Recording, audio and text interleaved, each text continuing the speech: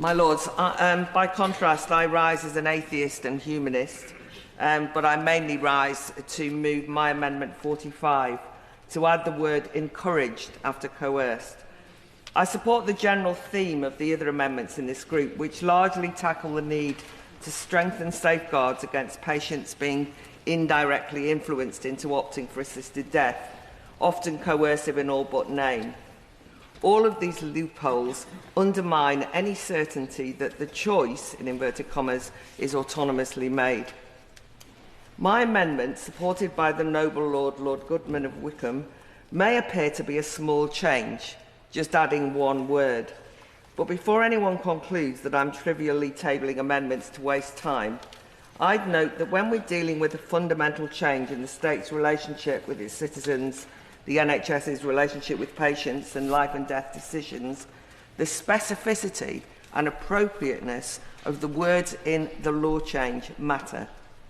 At present in the bill, doctors are only required to ascertain coercion or pressure.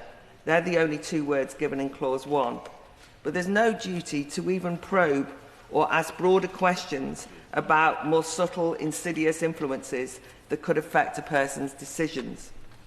Just to note, the concept of encouragement is not an arbitrary word. The encouragement of assistance in a suicide is illegal under the Suicide Act, but not in this bill.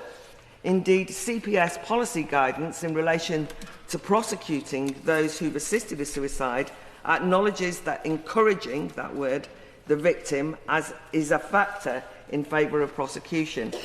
It is also criminal to encourage a person to commit an offence under the Serious Crime Act. So the question is less why I'm bothering to move an amendment just to add in one word. Now the question is, why did the sponsors of this bill leave that word out, that word encouragement? Adding the word encouragement allows a shift in perception in what undue influence can look like.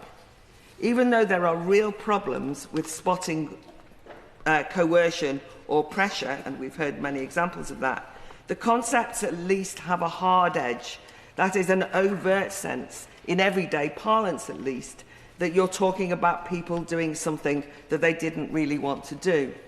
You don't say, oh, I had a really lovely day today, my husband coerced and pressurised me into doing ... But there's a grey area of much more subtle intervention. An individual could motivate, lead on, nudge someone into opting for an assisted death rather than being made aware of all the ways that that person might live out their limited time in as comfortable a way as possible. And it's that sort of encouragement that this amendment is trying to get at. My Lords, as I explained at second reading, one of my big dreads is that once assisted dying is normalised as a positive treatment option, that vibe shift won't be confined to medical scenarios.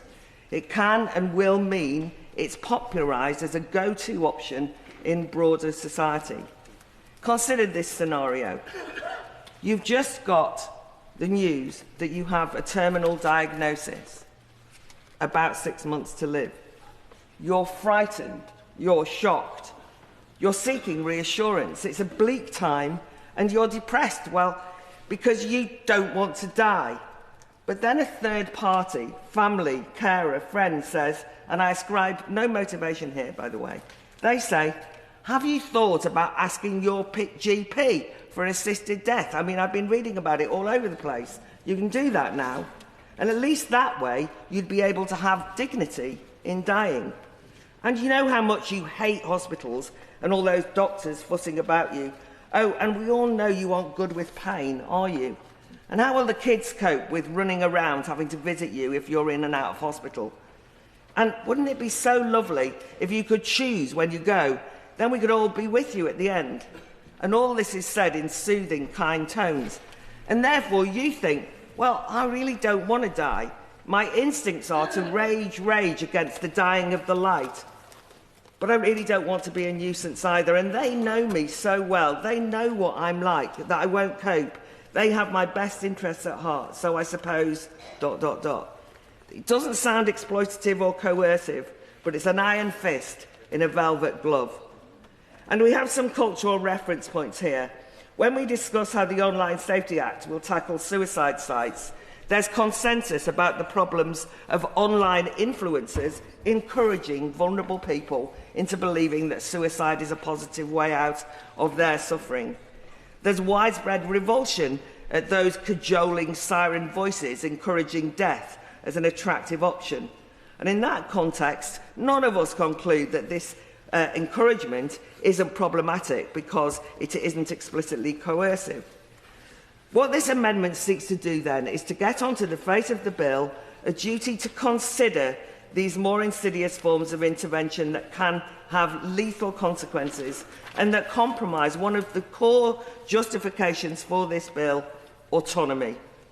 If a patient has been encouraged in a way that shapes a decision against their instincts, this corrupts the notion of a decision freely made.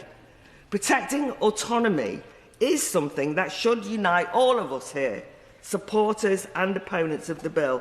Indeed, the central purpose of the eligibility criteria and the whole process from the first declaration is to ensure the patient is acting autonomously and has not been coerced or pressurised by any other person into making the decision to request assistance in their own death.